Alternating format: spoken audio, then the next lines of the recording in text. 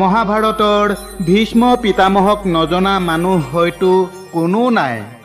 পিতামহ ভীষ্ম মহাভাৰতৰ এনেকুৱা এটা চৰিত্ৰ যিয়ে ইমান নিস্বাৰ্থভাৱে হস্তিনাপুৰৰ সেৱা কৰিছিল, তেনেদৰে আন কোনোৱেই কৰা নাছিল। কিন্তু তথাপিও তেওঁ অপৰিসীম দুখ কষ্ট সহ্য কৰিবলগীয়া হৈছিল, যিটো সকলোৱে জানে। মহাভাৰত যুদ্ধ শেষ হোৱাৰ পাছতো ভীষ্মই বহু দিন তীক্ষ্ণ হৰেৰে নিৰ্মিত শয্যাত শুই থাকিব লগা হৈছিল। এতিয়া প্ৰশ্ন উত্থাপন হয় যে ভীষ্মই কিয় ইমান অপৰিসীম দুখ কষ্টৰ সন্মুখীন হ'ব লগা হৈছিল। শৰশয্যাত 58 দিন কষ্ট ভোগ কৰি অৱশেষত ভীষ্ম পিতামহে মোক্ষ লাভ কৰিছিল।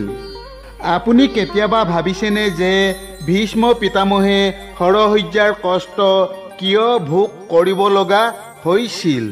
ভীষ্ম পিতামহে এনে কি পাপ কৰিছিল যাৰ বাবে তেওঁ শৰশয্যা লাভ কৰিছিল? জানো আহক।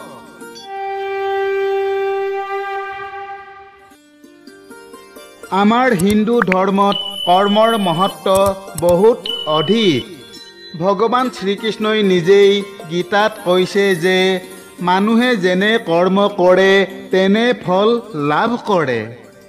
যদি আমি ভাল কাম কৰোঁ তেতিয়া নিশ্চিতভাৱে ভাল ফল পাম। কিন্তু ইয়াৰ বিপৰীতে যদি আমি কোনো বেয়া কাম বা পাপ কাম কৰোঁ তেতিয়া আমি কেৱল বেয়া ফলহে পাম।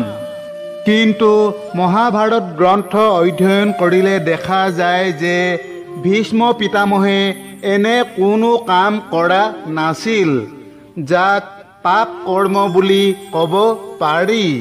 তথাপি ভীষ্মই বীৰ অৰ্জুনৰ পৰা শৰশয্যা লাভ কৰিছিল আৰু 58 দিন ধৰি সেই শৰশয্যাত পৰি থাকিল। এই সময়ছোৱাত বহু বৈদ্যক তেওঁৰ চিকিৎসাৰ বাবে মাতি অনা হ'ল যদিও ভীষ্ম পিতামহে তেওঁলোকক নাকচ কৰি ক'লে যে মই সূৰ্য উত্তৰায়ণলৈ যোৱালৈ অপেক্ষা কৰি আছোঁ, তেতিয়া মই মোৰ প্ৰাণ ত্যাগ কৰিম। তেতিয়ালৈকে এই শৰশয্যাই মোৰ শেষ সম্বল। আপুনি এই কথা নিশ্চয় জানে যে ভীষ্ম পিতামহে পিতৃ ৰজা শান্তনুৰ পৰা ইচ্ছা মৃত্যুৰ বৰ লাভ কৰিছিল আৰু সেইবাবেই ভীষ্মই শৰশয্যাত থকাৰ পাছতো 58 দিন জীৱিত আছিল। অৱশ্যে এই সময়ছোৱাত তেওঁৰ সকলো আত্মীয় স্বজন আৰু অনেক ঋষি মুনি তেওঁক লগ কৰিবলৈ আহি থাকিল। কিন্তু তেওঁৰ মনত যি প্ৰশ্ন আছিল তাৰ উত্তৰ তেওঁলোকৰ মাজৰ কোনো এজনৰ ওচৰত নাছিল। ভীষ্মই মনতে ভাবি থাকিল, কিয় এই কষ্টদায়ক শৰশয্যাত শুই থাকিব লগা হৈছে। তেনেতে এদিন ভগৱান শ্ৰীকৃষ্ণ ভীষ্মক লগ কৰিবলৈ আহিল।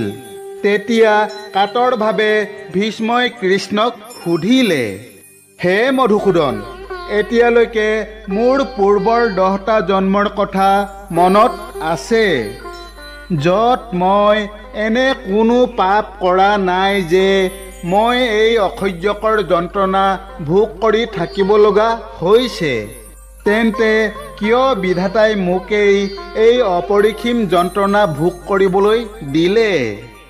তেতিয়া ভগৱান শ্ৰীকৃষ্ণই ক'লে, হে পিতামহ, আপোনাৰ কেৱল পূৰ্বৰ 10টা জন্মৰ কথাহে মনত আছে, কিন্তু মই আপোনাক তাতকৈ আগৰ জন্ম তথা সেই জন্মত কৰা পাপৰ কথাও ক'ব পাৰোঁ আৰু হয়তো ইয়াৰ দ্বাৰা আপুনি বুজিব পাৰিব যি পাপৰ বাবে আপুনি এই অপৰিসীম যন্ত্ৰণা ভোগ কৰি আছে।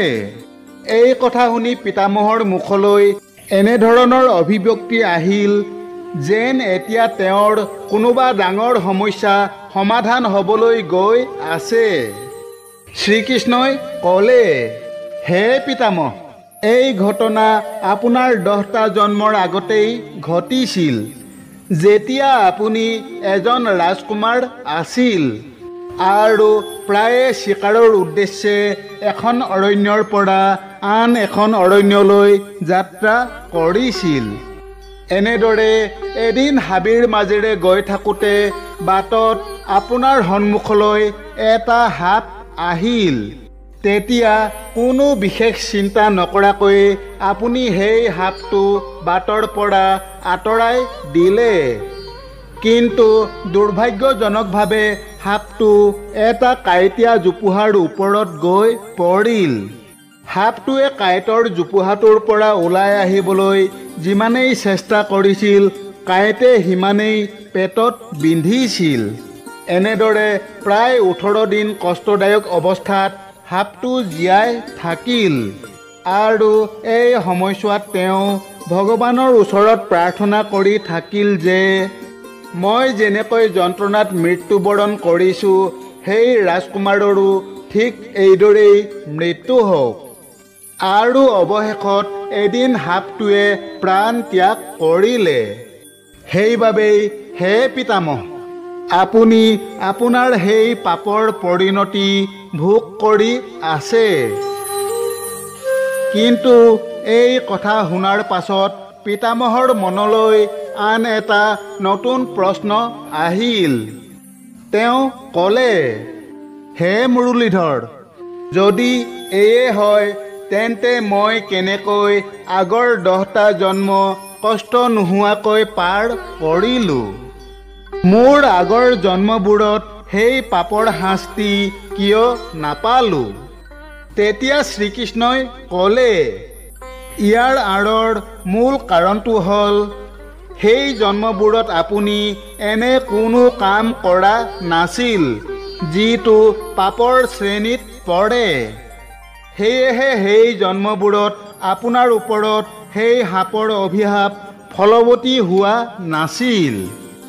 এই কথা শুনি পিতামহে ক'লে, হে দেৱকী নন্দন, অনুগ্ৰহ কৰি কওকচোন, এই জন্মত মই এনে কি ভুল কৰিলোঁ যাৰ বাবে মই ইমান পুৰণি অভিশাপৰ পৰিণাম ভোগ কৰিব লগা হৈছে? তেতিয়া শ্ৰীকৃষ্ণই ক'লে, হে পিতামহ, এই বিষয়েও কিবা ক'ব লগা আছেনে? কাৰণ সত্য আপুনি নিজেও জানে।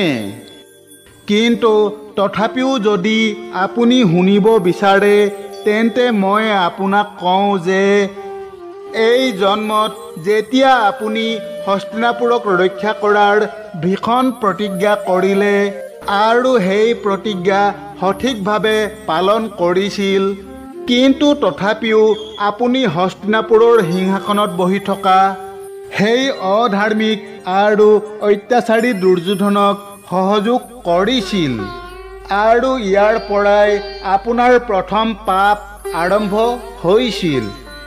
ইয়াৰ পাছত আপুনি দ্বিতীয় পাপ কৰিলে তেতিয়া, যেতিয়া আপোনাৰ চকুৰ সন্মুখত পাশা খেলত পাণ্ডৱৰ সৈতে ছল কৰিছিল আৰু আপোনাৰ পৰিয়ালৰ বোৱাৰী দ্ৰৌপদীৰ বস্ত্ৰ হৰণ হৈছিল।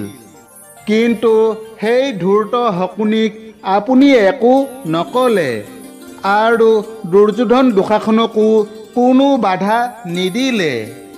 এই পাপৰ বাবেই আপোনাৰ পুণ্য নাশ হৈ গ'ল আৰু আপোনাৰ পূৰ্বৰ জীৱনৰ পাপ ফলৱতী হ'ল আৰু তাৰ পৰিণাম আপোনাৰ সন্মুখত। এই কথা শুনি পিতামহ ভীষ্মৰ মুখলৈ এটা উজ্জ্বলতা আহিল, যেন এতিয়া তেওঁৰ সকলো কষ্ট শেষ হৈ গ'ল। আৱেগিক হৈ ভীষ্মই শ্ৰীকৃষ্ণৰ হাতত খামুচি ধৰিলে। ভগৱান শ্ৰীকৃষ্ণয়ো পিতামহক হৃদয়ত আঁকোৱালি লৈছিল। কিছুদিন পাছতে সূৰ্য দেৱতা উত্তৰায়ণলৈ গতি কৰিলে আৰু মাঘ মাহৰ শুক্লপক্ষ আহি পালে। তেতিয়া ভীষ্ম পিতামহে নিজৰ দেহ ত্যাগ কৰি পৰমাত্মাৰ লগত বিলীন হৈ পৰিল। বান্ধৱসকল, আজি আপোনালোকে নিশ্চয় জানিব পাৰিলে যে কি পাপৰ বাবে পিতামহ ভীষ্মই হৰহত্যাৰ যন্ত্ৰণা ভোগ কৰিব লগা হৈছিল। সেইবাবেই আমি এই কথা মনত ৰখা উচিত যে আমাৰ দ্বাৰা কৰা বেয়া কামে আমাৰ দুখ কষ্ট বৃদ্ধি কৰে আৰু আমি কৰা সৎকৰ্মই আমাক সকলো দুখ কষ্টৰ পৰা ৰক্ষা কৰে। আশা কৰোঁ আজিৰ কথাভাগ আপোনালোকৰ নিশ্চয় ভাল লাগিল।